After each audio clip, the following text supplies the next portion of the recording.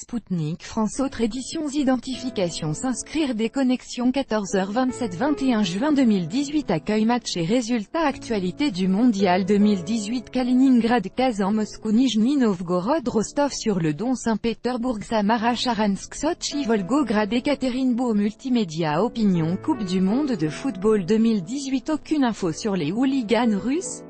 Des Français au mondial brisent le silence. Diana Saïfouline. Alors que les médias mainstream ont à maintes reprises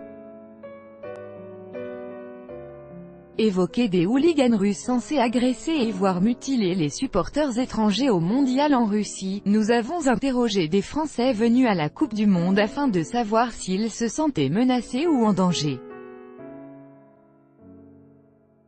Plusieurs mois avant le mondial 2018, les médias mainstream se sont mis à décrire à l'unisson des hooligans russes menaçant les supporters étrangers. Comme la Coupe du Monde bat son plein en Russie, il est grand temps d'interroger des supporters français sur leurs impressions, et notamment sur le niveau de sécurité en Russie. L'ambiance est franchement magique, des supporters venant du monde entier se retrouvent pour passer un très bon moment tous ensemble, sans animosité et toujours avec le sourire. Ça fait du bien de voir ça, a raconté à Spoutnik Marc Tempé. Un autre Français, Clément Ignot, arrivé en Russie en compagnie de ses amis, a aussi parlé d'une « ambiance de fou », soulignant que lui et ses copains ont été incroyablement surpris par l'organisation, dont un impressionnant nombre de militaires et de policiers, et également beaucoup de volontaires pour répondre à nos questions et nous donner les directions à prendre. Copyright photo. Clément Ignot. Clément et ses amis à Moscou, le niveau de sécurité est exceptionnel. Il y a des policiers et militaires partout. Au stade nous ne pouvons pas marcher 3 mètres sans en croiser, ont expliqué les blogueurs Ben et Nico. Selon Olivier, créateur du projet sportif Baroud 4 Sports, le niveau de sécurité a l'air très bien. Il a aussi ajouté qu'il y avait beaucoup de policiers et de contrôleurs, que ce soit dans les transports, aux abords des stades, ou des lieux publics, ce qui a tendance à nous rassurer. La police est là en nombre mais reste discret, et cela offre un climat très serein, a souligné Marc Tempé.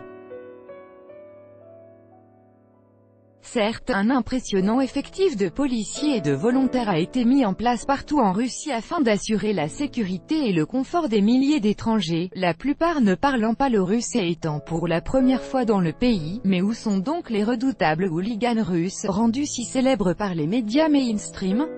Aucune trace de hooligans ou de supporters violents.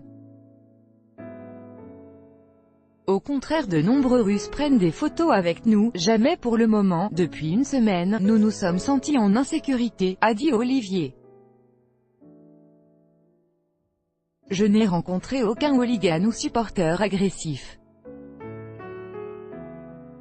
Le climat est vraiment festif mais reste tout à fait serein et l'impression de sécurité domine clairement, a à son tour confié Marc Tempé. Clément a également répondu que ni lui ni ses amis n'ont vu aucun supporter agressif, ni de hooligan, ajoutant qu'ils ne se sont jamais sentis en insécurité. Nous avons remarqué un supporter polonais un peu virulent lors de Pologne-Sénégal. La police est intervenue en 30 secondes et tout est redevenu normal. À aucun moment nous n'avons craint pour notre sécurité, que ce soit à 15 h dans un stade ou à 4 h du matin dans la rue, partage Ben et Nico. Il s'est avéré qu'en dépit des innombrables publications sur l'insécurité en Russie, les étrangers se sentent à l'aise et passent un bon moment à la Coupe du Monde.